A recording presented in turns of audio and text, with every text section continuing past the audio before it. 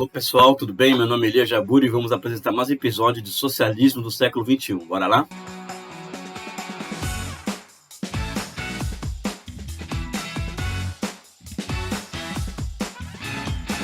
É um tema do século XX, tá? Mas é um tema fundamental para entender o socialismo do século XXI.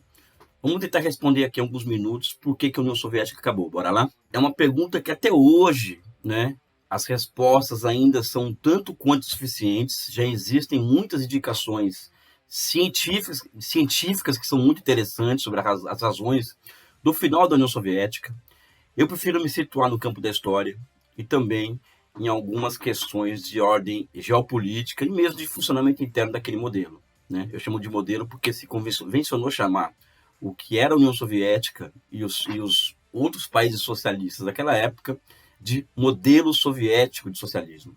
Eu prefiro também chamar aquilo de formações econômicos sociais de tipo modelo soviético, de economia centralmente planificada. Então eu trago para a discussão novamente aqui o conceito de formação econômico-social que eu uso para falar de socialismo do século XXI, no caso chinês. O primeiro que nós temos que colocar assim, o ponto de partida dele é político, ou seja, certamente uma série de problemas que a União Soviética ela foi apresentando ao longo do tempo, ela é fruto de um sistema socialista, de uma revolução social e de um Estado de novo tipo que surge das entranhas do czarismo, ou seja, do regime do que havia de mais atrasado na Europa. Então eles não passaram por uma democracia liberal, não passaram por alguma espécie de transição de caráter liberal burguês até que alcançasse o socialismo. Então eles partiram do czarismo, né, diretamente para o chamado socialismo. As sociedades elas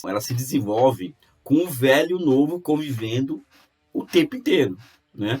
Com os elementos do velho sobrevivendo e muitas vezes, a depender da circunstância histórica, se fortalecendo diante do novo, né? Então, toda dialética na análise de realidades concretas, na análise de dinâmicas, né, é pouca, né? Então, a União Soviética, ou seja, as heranças czaristas, né, elas estiveram presentes o tempo inteiro durante a existência da União Soviética. Então, aqui é o caso que nós percebemos que se, de um lado, aquela dinâmica ela alcançou feitos inigualáveis para a humanidade, ou seja, ela abriu portas para a humanidade, que estão abertas até hoje por conta da experiência chinesa, ela também, em muitos momentos, reforçou, né, os aspectos mais negativos do czarismo. Entre eles, por exemplo, que a gente fala com muita tranquilidade, o culto à personalidade, a tendência à burocratização, né, e assim sucessivamente, né? Então, acho que esse é um ponto, né? Ou seja, a política soviética, né, ou seja, a superestrutura do regime, ele foi pouco a pouco deixando de acompanhar as necessidades, olha que interessante, as necessidades que a base material daquele sistema demandava. A União Soviética ela alcançou um grau de desenvolvimento das suas produtivas, por exemplo, em que ela já poderia indicar para alguns setores da economia a redução da jornada de trabalho. E ao indicar a redução da jornada do trabalho, também poderia indicar o início de experiências de autogestão da produção. Não foi isso que aconteceu. Por quê? Porque a União Soviética ela foi sendo governada cada vez mais por uma burocracia ossificada, por uma burocracia distante do povo e uma burocracia muito corrupta, né? Ou seja, o partido de Lenin foi pouco a pouco se transformando em algo, como se diz, em algo irreconhecível diante de si mesmo e diante da sociedade, né? Então, acho que esse é um ponto que é interessante, né? Eles não conseguiam perceber, né, que muitas das soluções para os problemas soviéticos já estavam colocados, já estavam expostos diante deles. Diferente dos chineses de hoje, que conseguem implementar soluções rápidas para problemas que surgem de ordem imediata no país. Um outro problema que a gente está sempre falando, né, que a gente sempre fala aqui, isso é um problema mais geral, é a questão da produtividade do trabalho, né? A União Soviética, ou seja, o socialismo em si, ele só vai vencer o capitalismo de fato quando ele demonstrar produtividade do trabalho superior à dos países capitalistas. Pois bem, durante muito tempo, a produtividade do trabalho, fruto de investimentos maciços em ciência e tecnologia, cresceu na União Soviética muito mais rápido muito mais rápido do que todos os países capitalistas. A partir da década de 60, de forma mais acentuada na década de 60, a produtividade do trabalho na União Soviética continuou a aumentar. Só que esse crescimento ele foi caindo ao longo do tempo, né? Isso significa que a União Soviética, em grande medida, ela foi perdendo a guerra tecnológica contra os Estados Unidos e os países capitalistas. Ou seja, ele estava na vanguarda da ciência e tecnologia mundial. No momento exato em que eles lançam o Sputnik, em que eles lançam o primeiro ser vivo, o primeiro ser humano ao espaço, eles não conseguiram acompanhar o que veio depois do mundo capitalista, até porque o mundo capitalista dispunha de recursos financeiros muito maiores do que a União Soviética. Eu acho que esse é um outro ponto para se discutir quando se fala no final da União Soviética. Outro ponto que eu trago também é uma experiência condicionada geopoliticamente. O modelo soviético, né? Aliás, todos nós sabemos que nós não fazemos história em circunstância que nós escolhemos, né? Então, toda e qualquer experiência socialista, toda e qualquer experiência humana sobre a Terra, ela é condicionada por uma série de fatores que nós não escolhemos essas condições. Então, a União Soviética, o modelo que ela entregava para a humanidade, que acabou se transformando equivocadamente em modelo universal de socialismo, era um modelo de estado de guerra, porque a União Soviética ela foi acossada pela ameaça de intervenção militar, tanto é que houve duas, ou seja, depois da Revolução em 18 teve a Guerra Civil, com a invasão de 14 potências imperialistas para restaurar o czarismo na Rússia, né? E depois a invasão hitleriana em 41, ou seja, houve duas invasões à União Soviética, né? Desde a sua fundação. Então, a questão da segurança nacional para a União Soviética foi se tornando uma questão vital. Daí, o excessivo ou seja, não vou falar que necessário, investimento, por exemplo, do setor militar da economia. E também a transformação de todo o setor civil da economia em extensão do setor militar. Tanto é que qualquer indústria soviética ela poderia ser convertida em uma indústria de guerra em coisa de 5 minutos. Né? Ou seja, era só ter alguma ordem para que aquela indústria de automóveis, por exemplo, ou de geladeiras, se conformasse em uma fábrica de armas, por exemplo, de qualquer tipo de armamento. Né? Então, era uma economia voltada para a guerra, ou seja, era uma economia de quartel.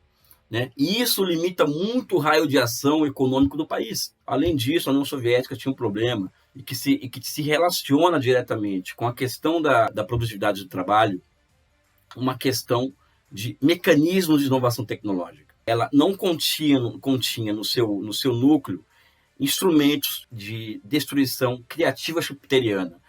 Esse processo de destruição criativa chupiteriana tem um custo social muito alto, porque envolve a troca de velhas tecnologias por novas, trabalho vivo por trabalho morto, ou seja, pode gerar desemprego estrutural. Para que o socialismo se admita a existência desse tipo de mecanismo, tem que surgir níveis superiores de planificação para lidar com isso. Né? Só que a União Soviética, sempre que tentava mudar o seu sistema econômico, ou seja, tentava dar um passo adiante, ou eles erravam na política, como foi o caso da Glasnost Perestroika, ou Perestroika, ou o sistema entrava em algum nível de contradição que eles davam um passo atrás, voltava à planificação central. Ou seja, eles sempre viveram numa corda bamba de reformas econômicas necessárias, né?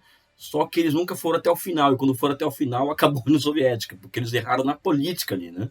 Enfim, esse é um outro assunto que pode tratar em outro vídeo. Então, por exemplo, o sistema de inovação tecnológica da União Soviética ele era completamente centralizado em institutos de pesquisa. Né? Não é como no capitalismo ou como na China, em que existe o Sistema Nacional de Inovação Tecnológica envolvendo empresas, envolvendo sistema financeiro, envolvendo universidades, gerando novas tecnologias e novíssimas tecnologias. Né? E também, ao lado disso, um sistema de planificação capaz de entregar, por exemplo, possibilidades para a geração de emprego imediata, né? Por conta da possibilidade que o Big Data e de outras plataformas entregam hoje para um player chinês. Isso existia na União Soviética, que ainda no começo dos anos 80 estava muito, muito fortemente ligada a um chamado balanço de materiais, que era um sistema antigo de planificação. Né? Isso levava, por exemplo, ou seja, esse descompasso entre ciência, tecnologia e inovação e falta de mecanismos de destruição criativa, algumas coisas interessantes. A chamada terceira revolução industrial não nasce no Japão ou em qualquer outro lugar. Ela nasce na União Soviética, no setor siderúrgico, com o surgimento do lingotamento sintético. O que acontece é que a União Soviética, o Japão importa essa tecnologia e rapidamente espraia na sua economia. A União Soviética, por exemplo, ela mantém restrita algumas unidades dessa tecnologia, lógico, logo, o nível de produtividade era muito alto, né, nessas unidades, enquanto ela convivia, né, com unidades siderúrgicas de produtividade inferior. Quando fazemos o balanço final, a produtividade média do sistema na siderurgia soviética era muito menor que nos outros países do mundo, ou seja, está aí um ponto que é fundamental de se entender, né? Ou seja, a União Soviética perdeu a luta tecnológica. E isso é importante para entender o socialismo do século XXI, porque hoje, a meu ver, a grande luta de classe de âmbito internacional, ela se dá justamente nesse setor, né? Ou seja, na medida que os Estados Unidos eles tentam cancelar a China do mercado de insumos para semicondutores, eles tentam bloquear o acesso da China a tecnologias sensíveis, né? E tecnologias que podem colocar, vamos dizer assim, o socialismo na vanguarda da produtividade do trabalho em detrimento do capitalismo. Ou seja, cada vez mais vai se configurando um cenário de luta de classe do âmbito internacional, cujo centro é o acesso a aos insumos, às novas e novíssimas tecnologias. Ou seja, lá e cá nós podemos fazer elaborações interessantes sobre isso. Eu vou ficar por aqui porque é um tema que daria um curso sobre isso, né? Já ofereci um curso sobre isso com o Paulo Galo, um EAD sobre a União Soviética, né? Mas acho que aqui já é possível trazer alguns elementos interessantes para pensarmos no socialismo do século XXI. Um forte abraço e um beijo no coração de vocês.